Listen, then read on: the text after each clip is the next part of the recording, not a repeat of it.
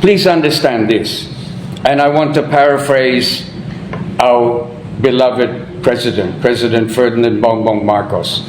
He said, the Philippines is friends to all, enemies to none. And I wish to say that on behalf of Lawag City and on behalf of myself, I am friends to all, enemies to none. It seems that I've turned out to be the enemy of my relatives, but my relatives are not my enemy. I reiterate, my relatives are not my enemy. They have succumbed to a false narrative about me. And I'm really saddened and I'm perplexed.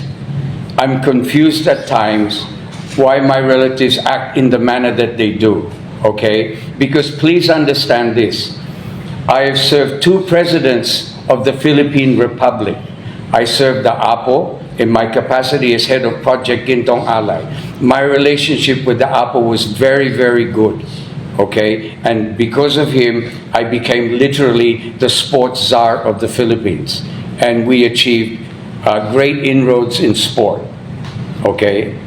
Then, when I came back from exile, and the Marcos family came back from exile, BBM reached out to me and asked me, he told me, Michael, I'm running para gobernador in Ilocos Norte, please help me. So I came and I worked with BBM, okay? I was his political coordinator in Dingras during the election.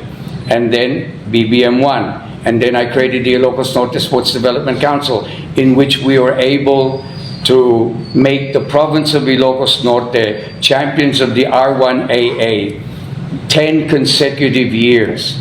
And in fact, BBM appreciated my administrative ability so much so that he made me bokal. He made the 3 cousin sins, Shak, Nonong Marcos, and Angulo Marcos Barba. He made all of us run para bokal. Panalo ako, bokal ti umuna a distrito.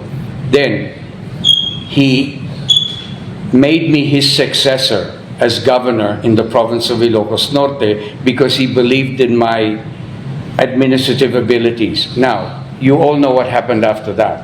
I won't go into that. Suffice it to say that if I have been capable of serving 2 presidents of the Republic, and please understand, I never asked to be governor.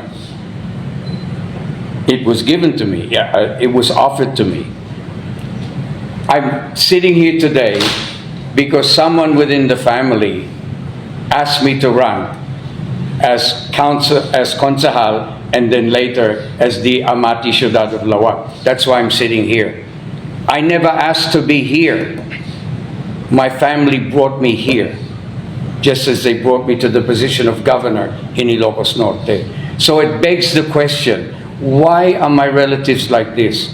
Why on the one hand, they build me up, then on the other hand, they tear me down? Okay? They say that I'm matigas ang ulo. They say that I'm quarrelsome. That happened before the 2022 election, when I was being accused of doing so many things that were not true. And I had to defend myself, and I had to defend my honor. That's why I argued with my relatives, because what was being said to them were lies, okay? And so I had to defend myself. So I would argue my point. And it's happening again. That's the funny thing. The very pattern that happened in 2022 is happening again. And it begs the question, why? Why is it like this? Why am I always subjected to this when I'm basically successful? And I'm a good team player because I'm an athlete. I've been an athlete all my life. I know how to work with people. I know how to work with different groups, okay? And so just let me end by saying this.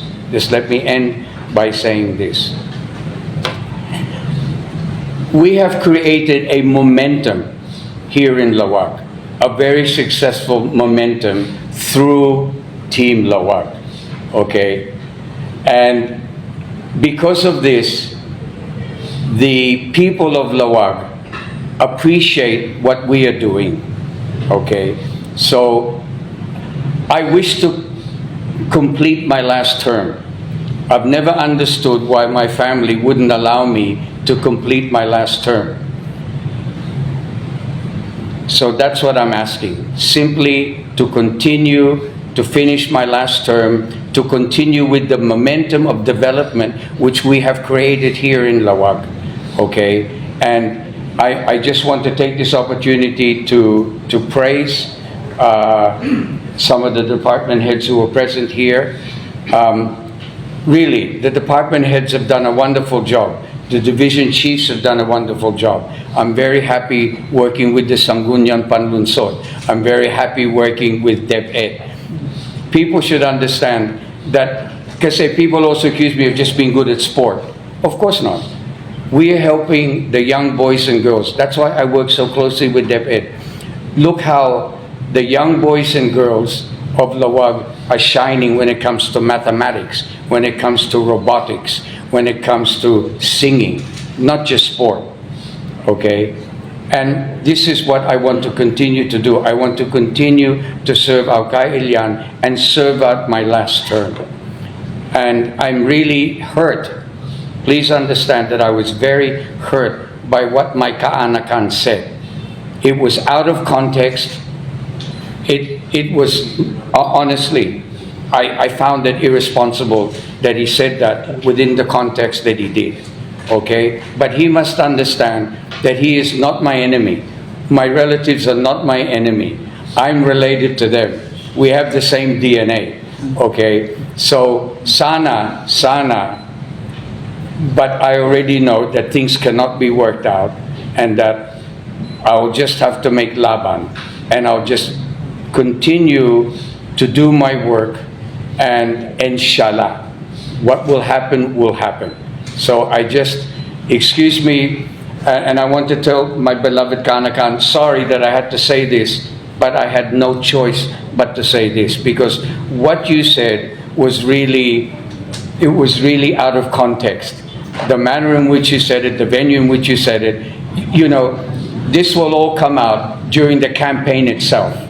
Okay, everything will come out. And please be aware, and I want to tell our Kailian and everyone that I will speak again, because there are other things that I want to say. I've been quiet because I haven't wanted to exaggerate the situation, but I have no recourse now but to do so. Matthew made the opening salvo. That was the opening salvo. And now the battle is joined. I want everyone to know this. But it's sayang that it's done in this manner. So to all of you, thank you for listening to my interview. Maraming salamat. Thank you.